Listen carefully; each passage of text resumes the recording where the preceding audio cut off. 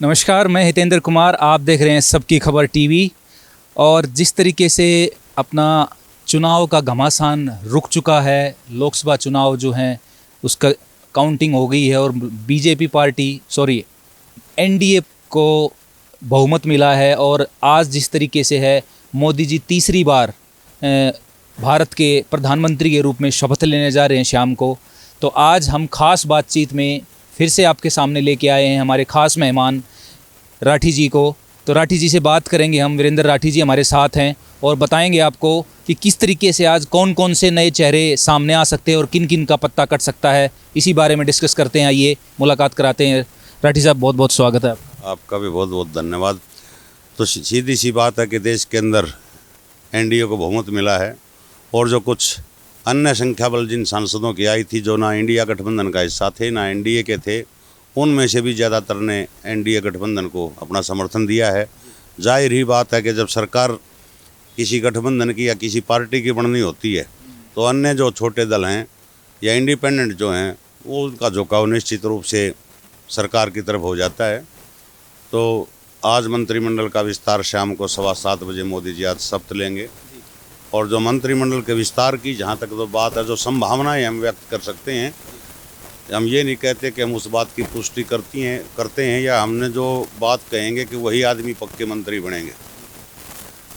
कुल 65 मंत्रियों का आज लगता है कि मोदी जी अपनी कैबिनेट का हिस्सा 65 मंत्रियों को आज बना सकते हैं, अपने साथ शपथ दिला सकते हैं। जिनमें 63 तो उनके साथ जो भविष्य के मंत्री जिसकी संभावनाएं जनता मान रही है कि वो आज मोदी जी के साथ उन्होंने मीटिंग की है। 2 और सांसद थे जो जिनको निमंत्रण दिया गया था, एक केरल के सांसद हैं और एक उत्तर प्रदेश के सांसद हैं। उनको भी 3 बजे तक दिल्ली बुलाने का मैसेज भेजा गया कि आप 3 बजे तक आप भी दिल्ली आ जाओ। तो संभावना यही है कि 63 तो मौजूद थे, 2 और बुला लिए तो 65 मंत्रियों के साथ हो सकता है कि आज मोदी की कैबिनेट हमें मोदी जी की कैबिनेट दिखाई दे। रही बात हरियाणा प्रदेश की, हरियाणा प्रदेश के अंदर आज कुल लोकसभा की 10 सीटें, 10 में से 5 बीजेपी, 5 कांग्रेस जीती।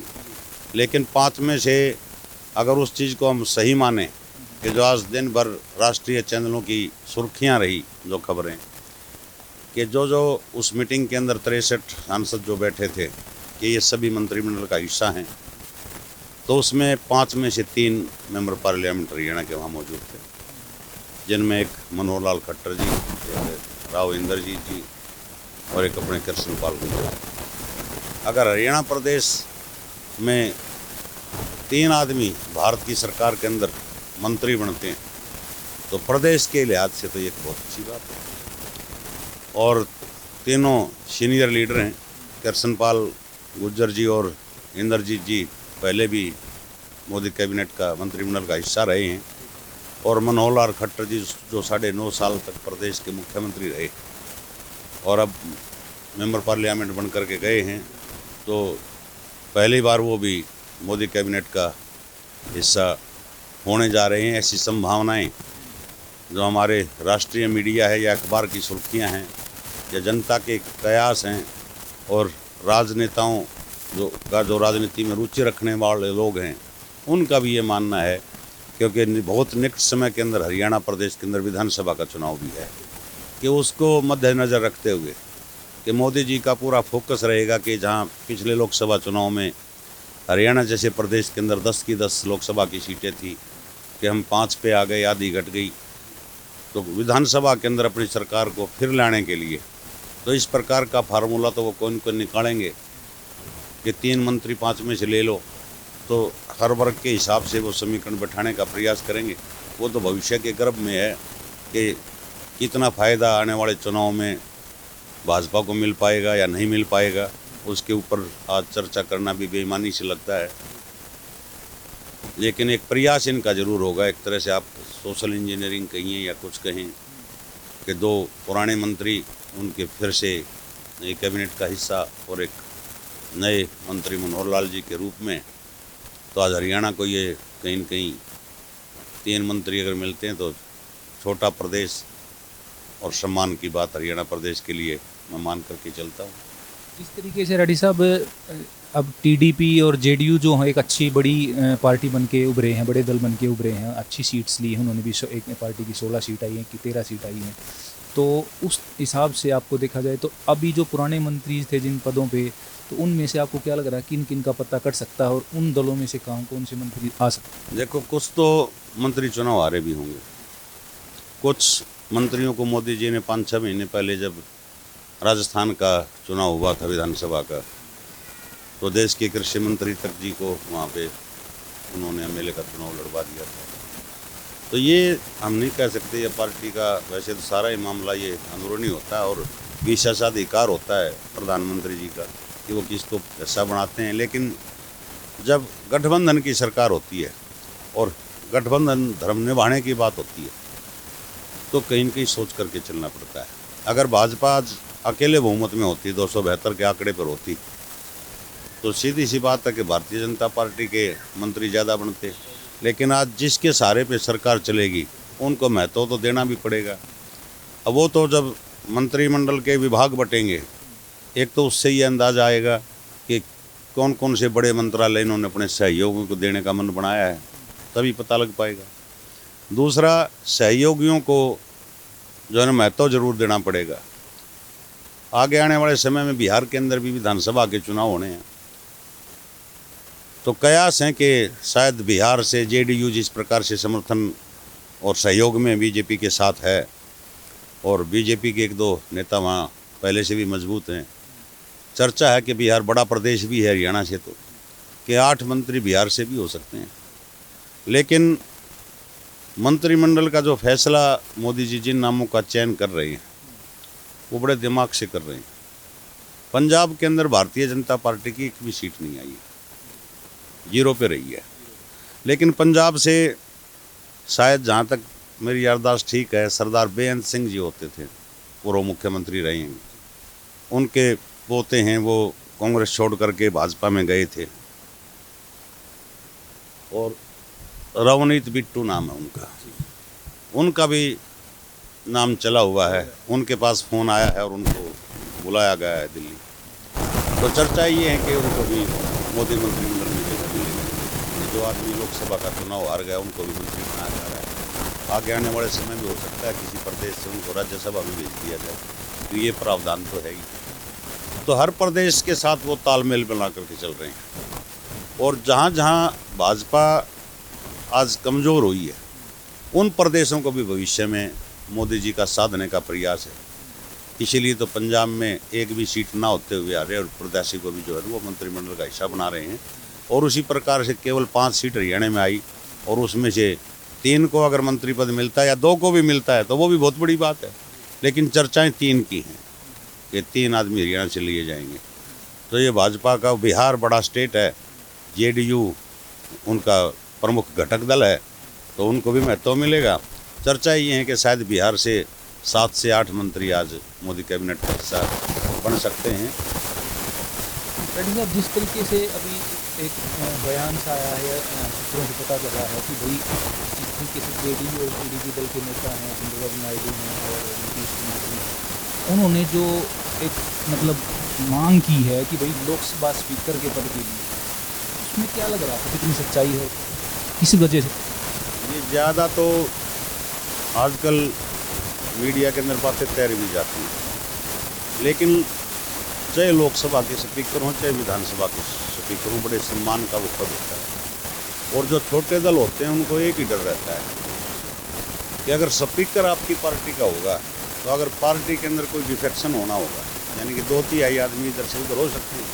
पीछे आपने महाराष्ट्र के अंदर देखा एनसीपी का से उसकी टूटन हुई और शिवसेना की टूटन जो हुई, तो उसमें स्पीकर का बड़ा योगदान होता है।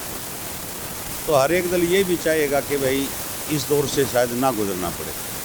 अगर उनका विश्वास का या अपनी पार्टी का स्पीकर होगा तो ये मान करके चलते हैं कि तुम्हारी पार्टी टूट नहीं चाहिए। लेकिन इतने बड़े फैसले जिनके सहारे आपकी सरकार चलती है, तो मैं मानता नहीं कि इस प्रकार की स्थिति किसी पार्टी के तोड़ने की आ सकती है। जो पार्टी आज विरोध में है ना सरकार के, उनमें से तो किसी दल के साथ ये घटना घट सकती है। और इसका उदाहरण मैं आपको ये हरियाणा का या मान करके देख लो, दुष्यंत चौटाला जी के 10 MLA थे, भाजपा के 40 थे, इन्होंने समर्थन उनको दिया। लेकिन वो चाहते तो 2/3 मेजोरिटी के साथ जसपा के विधायकों को तोड़ करके वो भी घोषणा करवा सकते थे। और ज़्यादातर नाराज तो सबको पता है कि जेजेपी के विधायक दुष्यंत चौटाला से थे। इस प्रकार का प्रयास तो कम से कम भाजपा ने यहाँ नहीं किया। लेकिन यहाँ इनके पास एक विकल्प, और वो विकल्प ये था कि निर्दलियों के सहारे भी हरियाणा प्रदेश की सरकार चल सकती थी। वो उन्होंने चला के दिखाई भी जब दुष्यंत चौटाला जी सरकार से बाहर हो गए।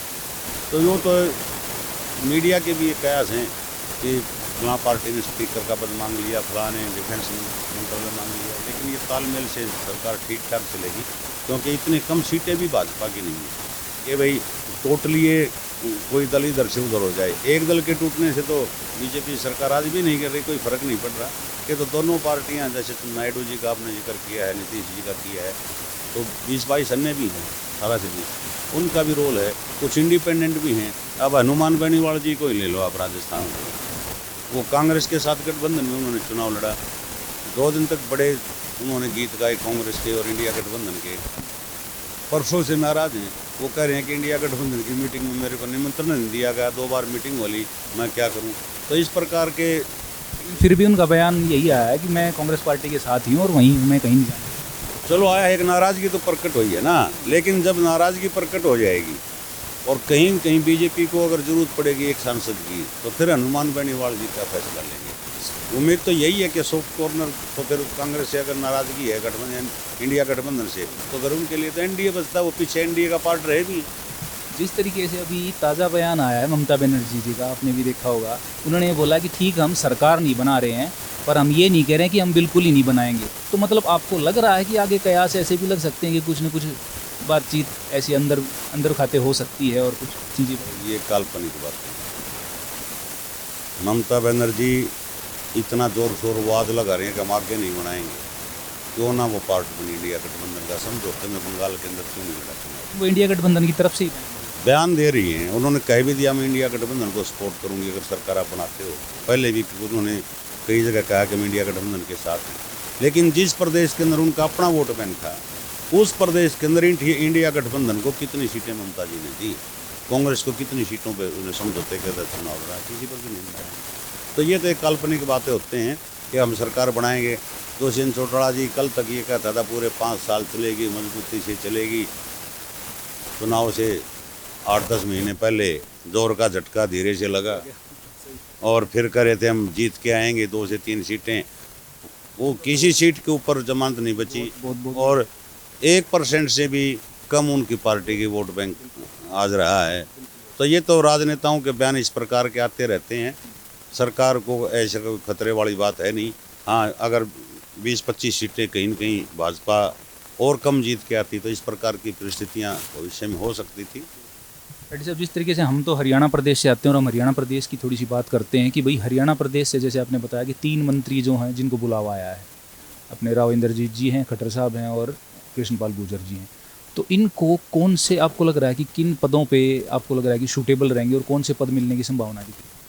देखो, पद में तो अगर सीनियरिटी का पद माने, वैसे तो अपने आप में तीनों नेताओं का अपना जनाधार है, लेकिन सीनियर आप मानोगे तो मनोहर लाल खट्टर जी करीब 9.5 साल इस प्रदेश के मुख्यमंत्री रहे हैं। तो अगर बड़ा मंत्रालय की अगर उम्मीद हम कर सकते हैं तो इन 3 में से किसको मिले, तो वो मनोहर लाल खट्टर जी जो है, हम मोदी जी की के काफ़ी करीब हैं, काफ़ी बड़ा भरोसा उनका मनोहर लाल जी के ऊपर है। तो उम्मीद तो यही लगा जा रही है कि कैबिनेट में मनोहर लाल जी को कोई बड़ा विभाग मिल सकता है। और जहाँ तक हम 3 मंत्रियों की आप कह रही हैं कि भाई इनको बुलावा आया है, तो वो तो बीजेपी के नेताओं ने कहा कि जिस प्रकार से प्रधानमंत्री जी जो मंत्रिमंडल में लेने होते हैं, पहले उनके साथ एक पार्टी चाय पार्टी करते हैं, उनसे बातचीत करते हैं कि जो आदमी उसमें जाता है समझो कि वो मंत्रिमंडल का हिस्सा है। तो उसमें आज हरियाणा के 3 आदमी थे मौजूद, इसलिए 3 का कयास लगाया जा रहा है। लेकिन राजनीति है, इसमें कुछ भी हो सकता है। तो जिस तरीके से आज है और मोदी जी, एक क्वेश्चन आ रहा है दिमाग में कि भाई पहले जिस तरीके से मोदी जी अपने भाषणों में बीजेपी सरकार का और अपनी तरीके से भाषण देते थे, लेकिन आज के दिन एनडीए कर रहे हैं, ज़्यादा एनडीए का बात आ रही है कि एनडीए की सरकार, एनडीए का नारा जप रहे हैं।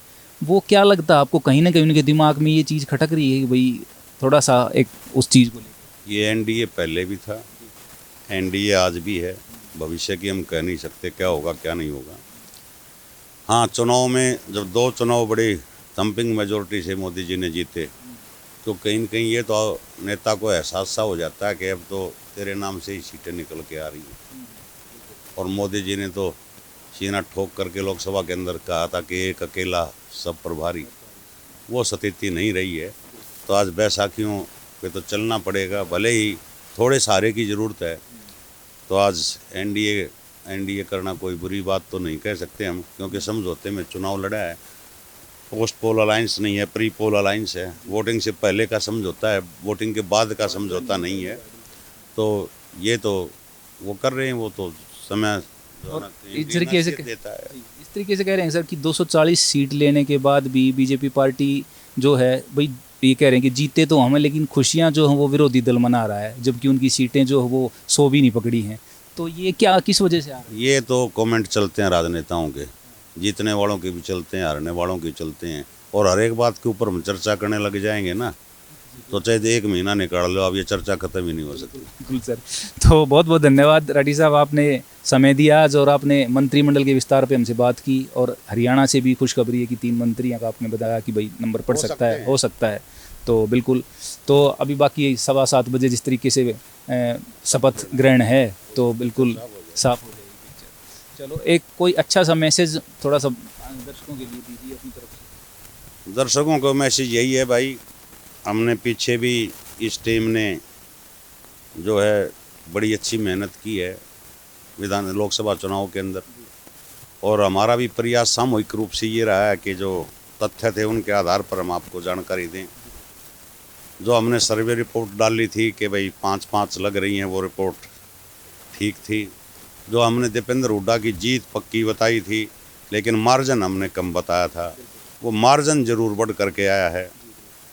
और ऐसा तो हमारे पास भी कोई सैटेलाइट नहीं है कि भाई हम भ्रमण करके उसको छोड़ के सारा डाटा उसमें से निकाल लें। हम भी आप जैसे लोगों से मिलते हैं, उन्हीं से बात करते हैं, उन्हीं के आधार पर निष्कर्ष निकलता है। तो आप अपने भाइयों का दर्शकों से अनुरोध है कि साथ दीजिए, जो वीडियो डले उनको लाइक भी करें, शेयर भी करें, चैनल सब्सक्राइब करें। और भारत की जो आज नई सरकार एक तरह से बनने जा रही है, वैसे तो 3री बार मोदी जी शपथ ले रहे हैं, लेकिन देश के लिए तो एक नई सरकार है। और नई सरकार को बहुत बहुत बधाई और हमारी शुभकामनाएं हमारे चैनल की तरफ से भी और मेरी टीम की तरफ से। बहुत बहुत धन्यवाद राठी साहब। पर राठी साहब, एक बात है कि आपने जो विश्लेषण किया था उसमें हम 95% जो हमारा सही साबित हुआ है। सीटों के हिसाब से हमारा 99% सही है। जो हमने 5 सीट बताई थी, और 5 सीट भी हमने सिलसिलेवार बताई थी। एक चीज़ के हमने ऊपर बताई थी, वो थी आपकी फरीदाबाद, वो इधर से उधर हो गई, उसमें थोड़ा रह गया। बाकी जो 5 हमने कन्फर्म बताई थी, वो सीट के नाम से हमने बता रखी हैं। और एक थोड़ा सा मार्जिन हमने दीपेंद्र जी का कम बताया था, मार्जिन ज़्यादा आ गया। और ये उम्मीद किसी कांग्रेस के लीडर को भी नहीं थी, 1-2 नेता को छोड़ के। जैसे महम में और बेरी में तो थी उम्मीद कि इतने वोटों की लीड आएगी, कोसड़ी की नहीं थी, लेकिन मेहनत सभी नेताओं की थी, कार्यकर्ताओं की थी। और ये उन नेताओं के लिए और कार्यकर्ताओं के लिए तो एक ऊर्जा भरने वाला काम रहा है कि उनके नेता आप अपने क्षेत्रों से उम्मीद से भी ज़्यादा वोटों से अगर जीत लेकर के गए हैं, तो नेताओं के लिए अच्छी बात है। धन्यवाद राठी साहब आपका। तो ये थे वीरेंद्र राठी जी, हमारे राजनीतिक विशेषज्ञ। लगातार आपको राजनीति के ऊपर बताते रहते हैं, लगातार आपका ज्ञान बढ़ाते रहते हैं और पूरा विश्लेषण करके बताते हैं आपको। जिस तरीके से इन्होंने चुनाव का भी विश्लेषण किया, तो वैसे वो भी चुनाव का विश्लेषण भी सही साबित हुआ, जहाँ तक जिस पैनी नज़र से ये देखते हैं। तो आज जो है प्रधानमंत्री नरेंद्र मोदी जी 3री बार प्रधानमंत्री बनने जा रहे हैं, एनडीए की सरकार बन रही है अलायंस की। तो आप भी उसमें स्वागत कीजिए सरकार का, और शुभकामनाएं हमारी तरफ से बहुत बहुत। वीडियो को ज़्यादा से ज़्यादा लाइक कीजिए, शेयर कीजिए, कमेंट ज़रूर कीजिए, अपने सुझाव हमें देते रहिए। देखते रहिए सबकी खबर टीवी। बहुत बहुत धन्यवाद।